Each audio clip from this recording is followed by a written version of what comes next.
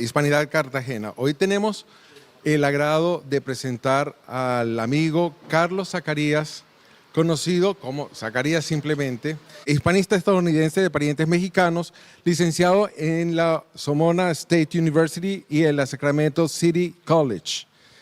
Zacarías es angloparlante que inició su aprendizaje del castellano en Concordia, Entre Ríos, Argentina. Es aprendiz de la Brigada Antifraude, el departamento dedicado a desmantelar fraudes históricos asumidos por nuestra cultura. Y fundador de Hispanidad Translations, un canal establecido hace 2 años dedicado a traducir contenidos sobre lecciones y argumentos sobre la hispanidad en inglés y español. Aquí lo tenemos. Carlos, bienvenido. Gracias.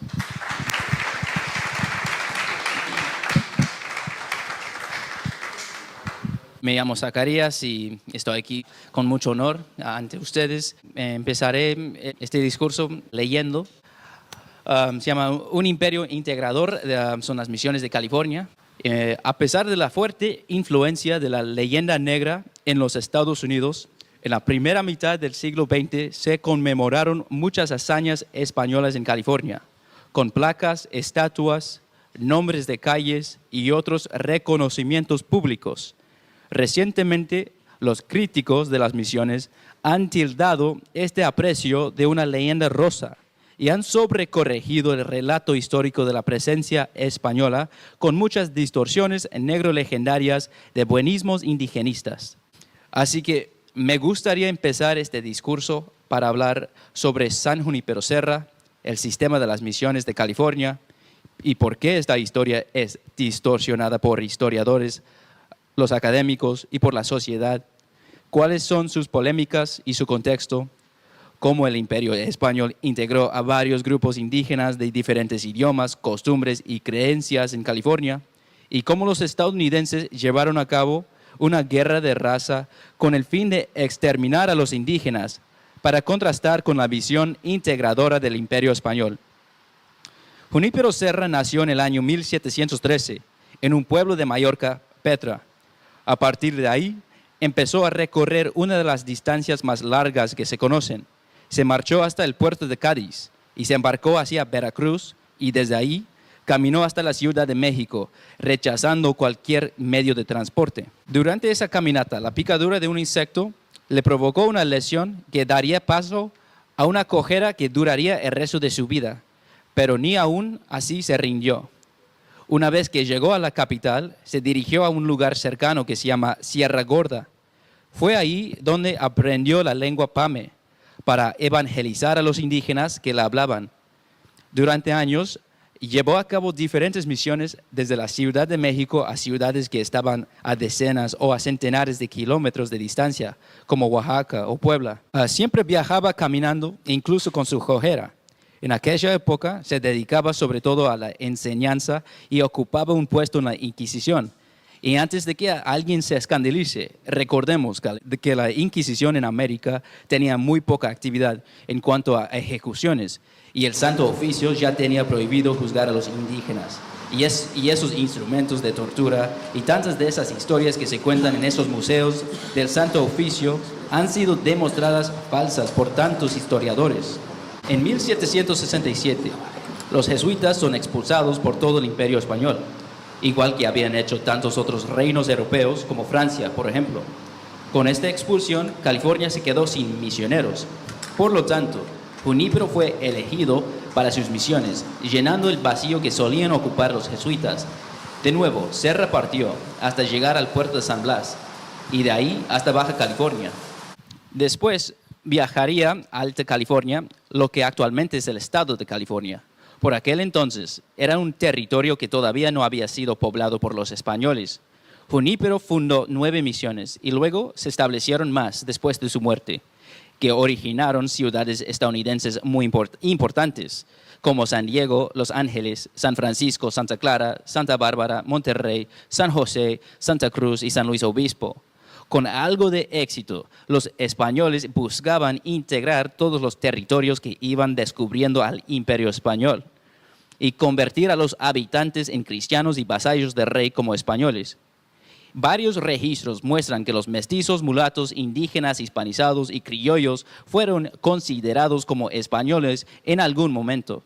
La expansión por América del Norte fue la menos violenta. Recordemos que ya se había prohibido las conquistas violentas y que esto era una declaración de intenciones. De esa manera, los frailes evangelizaban con la menor intervención posible de los soldados españoles. Sin embargo, esto dejó a los frailes indefensos en muchas ocasiones. Para ilustrar esto, presento un fragmento extraído del diario de San Junípero Serra. Las misiones españolas, además de evangelizar, les enseñaron a los indígenas a leer y escribir, junto con varios otros oficios y ocupaciones, como la construcción de casas de adobe, acueductos, canales de riego, cría de animales y métodos de artesanía europea. Hay que tener en cuenta que la mayoría de estas personas eran nómadas y tuvieron que aprender todo desde cero, entre otros indígenas de diferentes creencias y costumbres. San Junípero Serra describe todo esto en un informe sobre la misión de San Carlos Borromeo. La defensa de los indígenas por parte de San Junípero Serra los llevó a salir de California hacia la Ciudad de México, más de 2,000 kilómetros, para poder obtener una audiencia con el virrey. Solicitó con éxito el reemplazo del gobernador de Alta California, Pedro Fages, y consiguió que le concediera 30 de las 32 peticiones que le solicitó para las misiones de California. Posteriormente, San Junípero Serra regresó a Alta California, específicamente a Monterrey, donde falleció.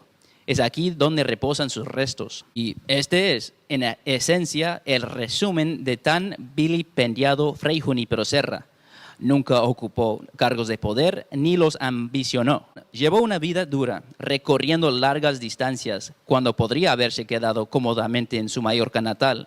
Por su entrega y sus obras, Fray Junípero Serra fue canonizado por la Iglesia Católica, a pesar de las protestas de ciertos grupos que lo acusan de crímenes difícilmente creíbles. Nadie sabe de dónde surgen tales invenciones. En California se enseña que los neófitos, los indígenas de las misiones, los neófitos, rechazaban el sistema de las misiones españolas. Los críticos usan los pocos ejemplos rebeldes para generalizar el sentimiento indígena. Sin embargo, los españoles siempre fueron una minoría. Por lo general, había 2 frailes por cada misión y había muy pocos soldados que padecían de falta de recursos. Sería imposible someter a los cientos de neófitos de cada misión sin su apoyo. Cito a 3 personas para reflejar esto. José Pérez Fernández, que en 1794 escribió que su mando totalizaba 35 soldados entre Santa Cruz y San Francisco. Vancouver, entre 1792 y 1794, estimó que solo 400 soldados sirvieron desde Loreto, Baja California, hasta San Francisco, Alta California.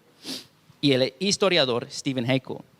Es preciso aclarar que este fecundo autor, Stephen Haeckel, el cual se suma a la casi omnipresente corriente indigenista y buenista entre los profesores universitarios estadounidenses en la actualidad, si bien mantiene un rigor profesional, situándose en interpretaciones indigenistas moderadas. En las misiones, los frailes adoptaron cierto rol paternal para los neófitos.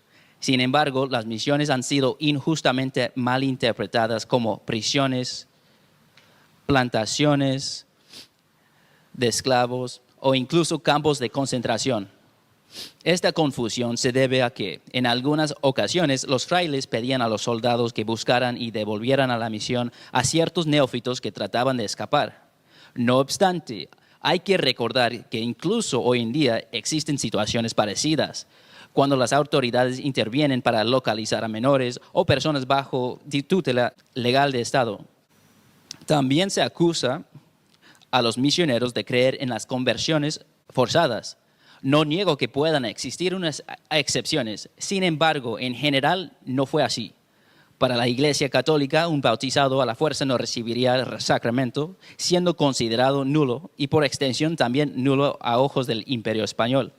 Esto se menciona en el manual itinerario para párrocos de indios, que servía como guía principal para los misioneros españoles. También se recoge en la ordenanza del emperador Carlos I, así como en la encíclica papal Sublimis Deus. Es importante recalcar esto, ya que hay personas que piensan que generalmente los misioneros creían y defendían los bautismos a la fuerza. Además, teniendo en cuenta el bajo número de soldados y frailes españoles, resulta todo imposible obligar a tantos indígenas resistentes a bautizarse. La mayoría de los nativos se acercaron a las misiones por protección y en busca de recursos, no por la fuerza. Estas misiones han sido criticadas porque el mal comportamiento de los neófitos era corregido con castigos corporales, pero recordemos que no hasta hace mucho tiempo el castigo corporal era inherente en todo sistema educativo de todos los países, y en muchas ocasiones fueron los mismos indígenas de las misiones que dieron estos castigos. Se critica la mala conducta por parte de algunos soldados y sería absurdo negar casos de abuso. Incluso se quejó Junípero Serra de algunos soldados pidiendo su destitución. Pero, ¿era el abuso cometido totalmente normalizado? No. Sería como si relatáramos con la misma generalización las crueldades cometidas por los propios pueblos indígenas de California. Pero los indígenas fueron obligados a trabajar. Bueno, en la sociedad española muchos trabajaban, incluso los españoles en la península trabajaban. Era un imperio generador independientemente de la raza. De hecho, existía una ordenanza en las Américas que exigía que los españoles, que eran vagabundos sanos, trabajaran en las minas.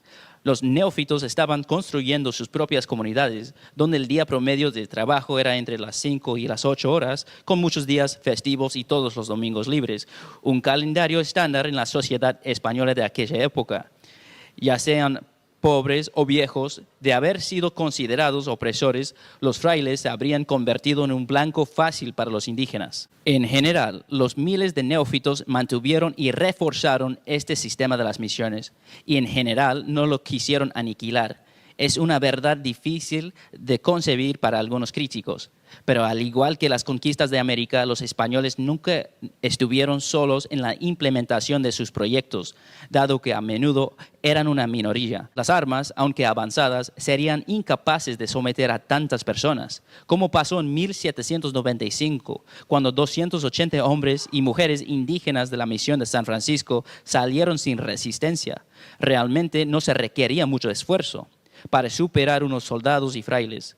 La gran mayoría de neófitos fueron cómplices en su establecimiento y mantenimiento a través de toda la Alta California. La convivencia más estrecha, a consecuencia del cambio de vida nómada a una sedentaria, provocó que las enfermedades se expandieran más rápido. Los indígenas dejaron este estilo nómada para establecerse en las misiones que permitirían que las enfermedades se expandieran más rápido, debido al desconocimiento de la época. Estas muertes involuntarias han creado un mito sobre Serra y las misiones. Se exagera que los neófitos hayan sido enterrados en tumbas sin marcar, como si fueran fosas comunes. No hubo lápidas de piedra para la mayoría, aunque inicialmente sí tuvieron tumbas marcadas por unas cruces de madera que desaparecieron después de años. Sin embargo, sabemos de los nombres de estas personas gracias a los registros de los fallecidos de las misiones. A pesar de las fatalidades por las enfermedades, estas misiones siguieron siendo atractivas para muchos indígenas nómadas, dada la notable producción de recursos y la protección contra otras tribus. Dentro de los muros de las misiones, muchos indígenas fueron protegidos de los ataques por otras tribus indígenas. No olvidemos que la teoría del buen salvaje de Rousseau es falsa y que nunca existió un mundo completamente armonioso y en paz entre los indígenas. Las tribus guerreaban constantemente entre sí, causando una multitud de muertes, incluso en California. Antes de la llegada de los españoles, se nos dice que los indígenas de California eran más pacíficos que los apaches, comanches, mapuches, chichimecas y mexicas y caribes. Sin embargo, ser más pacífico no equivale a ser completamente y en toda ocasión pacífico.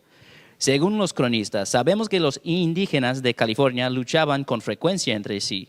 No lo digo para demonizar, sino para contextualizar. Es ingenuo creer que los indígenas precolombinos de California serían la excepción a la regla de la humanidad.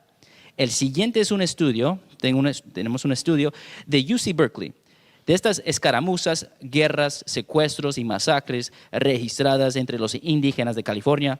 Tenemos mapas de California y la lista de diferentes tribus específicas que tuvieron conflictos. No solo lo presenciaron los españoles, sino también los rusos, franceses y estadounidenses. Los indígenas no vivían en armonía con la naturaleza y con otros grupos, como se relata en California. Nos relatan que hubo una abundancia de recursos en la naturaleza californiana. Sin embargo, la mayoría de los indígenas de California no vivían un estilo de vida sedentario, sino estilos de vida nómadas y de cazadores-recolectores, lo que les permitía mucho menos tiempo para el ocio. Las comunidades misioneras con cría de animales producían de manera más consistente sin la necesidad de buscar, cazar y recolectar durante todo el día. Y además, para 1778, los primeros alcaldes y consejeros indígenas fueron elegidos por sus compañeros de misión para servir a sus intereses locales. ¿Qué otra potencia integraba tales ideas políticas para los indígenas en aquel momento? Se nos dice que los españoles católicos eran iguales de supremacistas como los estadounidenses. Sin embargo, si los españoles hubieran pensado que eran salvajes subhumanos, entonces ni siquiera se habrían molestado en enseñarles la religión católica y el idioma español. Algunos académicos y medios de prensa en los Estados Unidos nos quieren presentar las misiones españolas como exterminadoras de los indígenas, de su sistema de vida y su religión, como lo que pasó después con los estadounidenses. Esto es absolutamente falso. Han existido las misiones españolas a través de Hispanoamérica, pero no vemos la misma reducción indígena y mestiza como la que sucedió en los Estados Unidos. Para demostrar esta realidad, les muestro aquí los porcentajes de poblaciones mestizas e indígenas de algunos países hispanoamericanos, comparado con los Estados Unidos y Canadá, según el World Factbook por la Agencia de Inteligencia Central de los Estados Unidos. La hipocresía ha llegado a tal grado que la Universidad de Stanford ha eliminado el nombre de Junípero Serra para no ofender a los indígenas. Sin embargo, Leland Stanford, fundador de esta universidad, cooperó en el genocidio indígena durante su etapa política en California. En julio de 2020, en medio de protestas generalizadas por la justicia racial, los activistas derribaron una estatua de San Junípero Serra en el Capitolio de Sacramento de California. Más tarde se trasladó a un almacén. Después de las protestas, la legislatura estatal aprobó el proyecto de ley 338 de la Asamblea que requería que la estatua fuera retirada permanentemente y reemplazada por un monumento a los nativos americanos.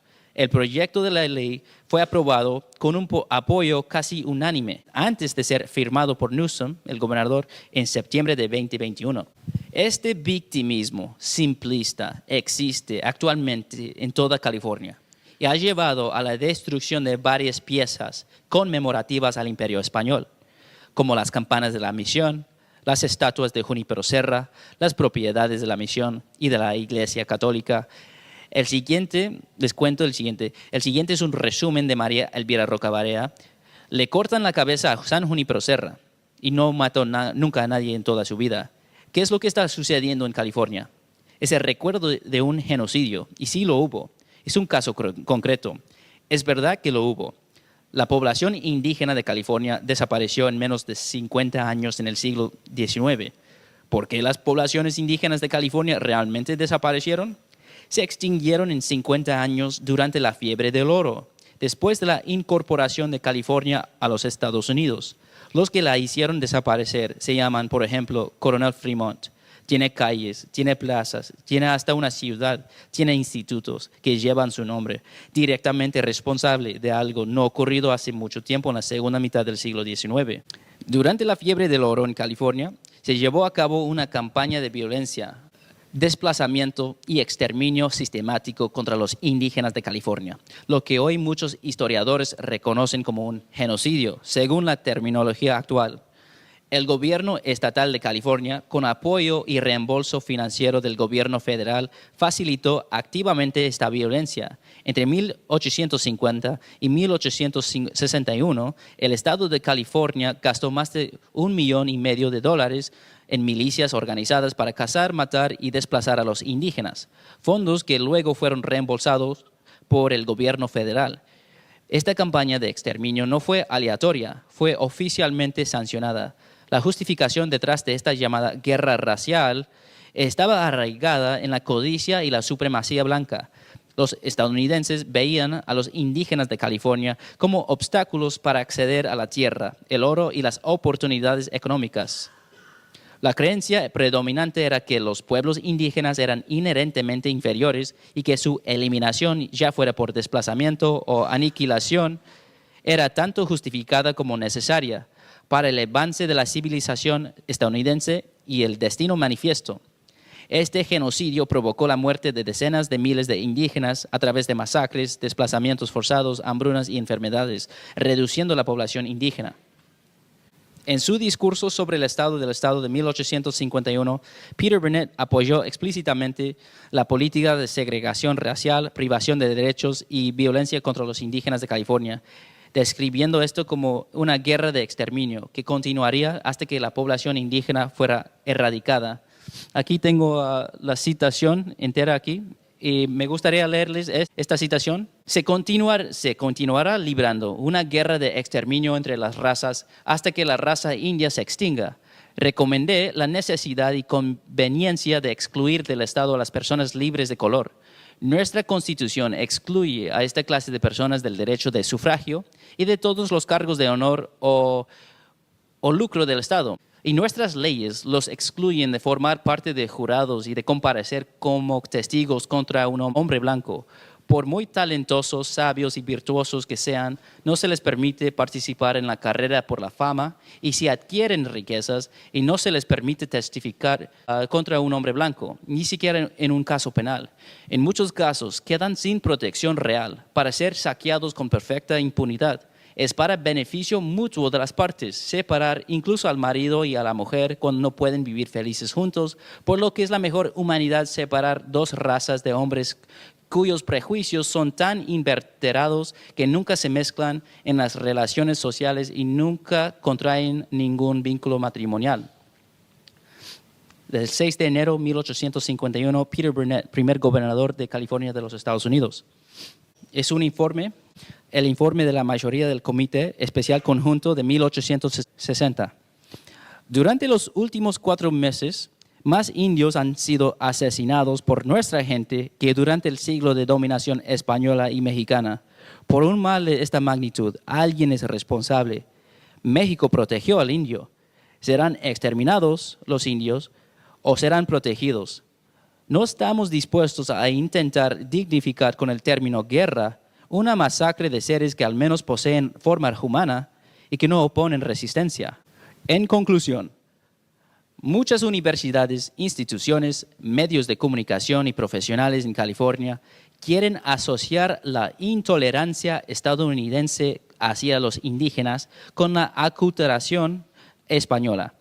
Existen las interpretaciones históricas de buenismos para acomplejar tanto a los hispanos como a los católicos.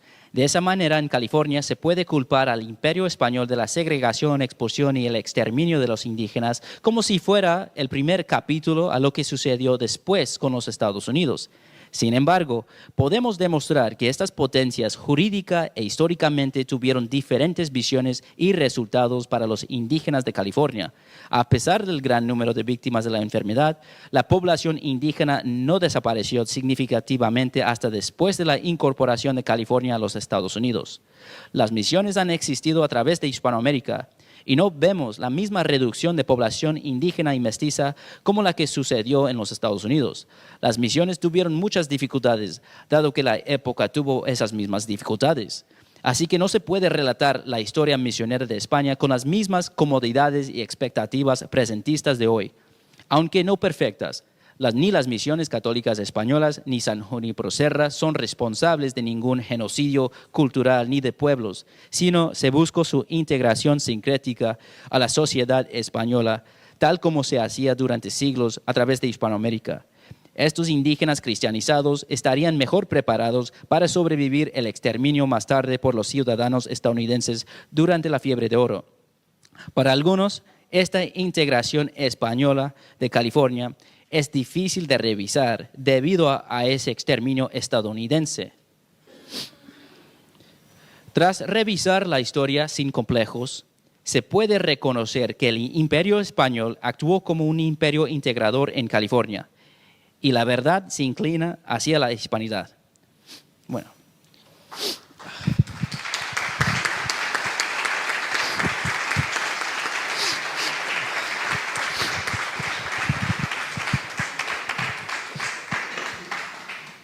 Aquí tenemos la primera pregunta que se te hace. Dice, magnífica conferencia, enhorabuena. ¿Has dado esta conferencia en California? ¿Has pensado hacerlo? ¿No crees que sería muy conveniente en Estados Unidos? Tal cual, estoy de acuerdo, sí. Pero esta es la primera vez que he dado este discurso. Perdona, esta es la primera vez que he dado este discurso. He trabajado en las redes sociales principalmente contestando a diferentes canales sensacionalistas, pero no, en público es la primera vez que doy este discurso. Así que, bueno, lo pensaréis, ¿no? ¿Alguna más?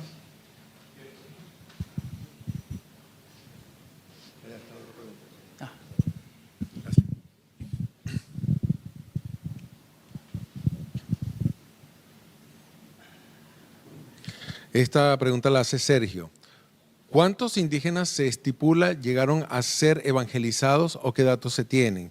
¿Qué cantidad se estipula fueron exterminados entre 1848 y 1855? Esas cifras, esos números están allá, porque tenemos los archivos de las misiones. No sé la cifra exactamente, no quiero exagerar o malinterpretar. En miles bautizados, miles en las misiones. Se dice que hubo 150,000 indígenas al incorporarse a California, a los Estados Unidos, y que quedaron 30,000 después, así con un tercio que se quedó. Es la idea, ¿no? Sin embargo, digo con cuidado porque ya. También tengo otros videos sobre las cifras. ¿Alguna pregunta más? ¿Hay otra pregunta? Por escrito. Perdón.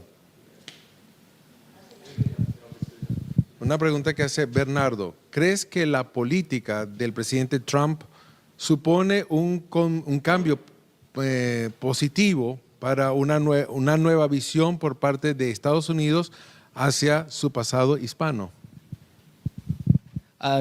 No lo sé, honestamente, no sé. Me gustaría alejar de la política. Sí, me mantengo muy apolítico en mi canal. Aquí hay otra.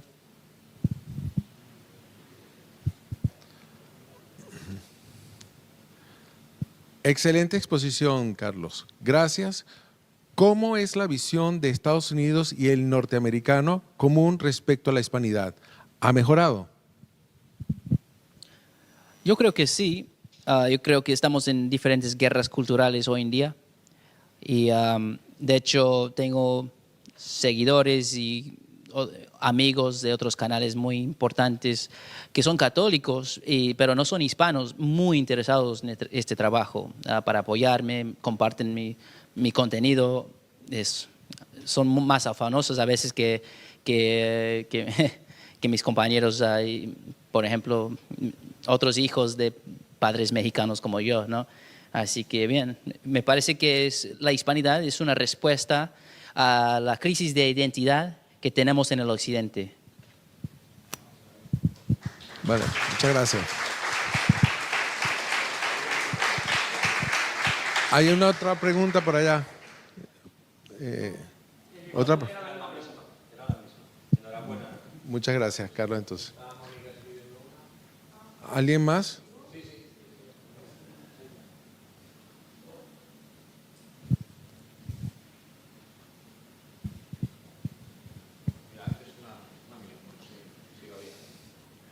Enhorabuena, magnífica conferencia. ¿Hay movimientos contrarios a la destrucción de las estatuas y el legado? Sí, la diócesis está trabajando en algunas cosas.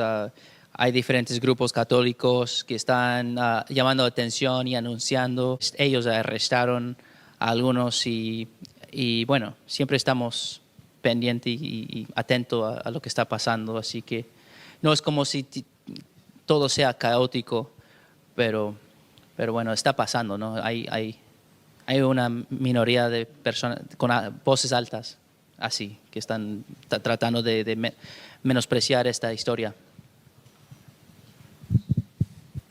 Otra pregunta. Felicidades por su conferencia. ¿Qué lo llevó a querer descubrir la verdad de la hispanidad? ¿Usted creció educado con la leyenda negra? Totalmente con la leyenda negra en mi juventud. Como muchos de ustedes seguro, que no es algo, no, es algo de todo el mundo. Y bueno, con respecto a este trabajo, lo presenté ayer, hablé de que en el año 2020, con las manifestaciones, empezaron a tumbar estatuas de San Junípero Serra y bueno, no me pareció correcto, entonces empecé a estudiar y también tampoco, y no solamente eso, ¿no? Que son cosas que pasan. Sin embargo, fue la respuesta de los medios de prensa y cómo justificaron esos actos de violencia, ¿cómo es? Anarchy. Y sí, y es que para mí me pareció, no sé, es como, pude ver cómo se puede lavar los cerebros, incluso entre los ámbitos académicos. Y bueno, así que decidí crear este canal con eso en mente, ¿no? Para contestar algunas falsedades que se creen. ¿Hay otra pregunta o ya llegamos? Bueno, yo creo que ha sido una extraordinaria conferencia, Carlos. Nos has abierto la visión de lo que fue la presencia española en California y cómo se ha tratado de convertir o echarle la culpa al gobierno anterior, como decimos en Venezuela, al gobierno anterior del desastre que fue la llegada de Estados Unidos a esa región. Voy a invitar al próximo invitado. Muchas gracias muchas gracias, Carlos.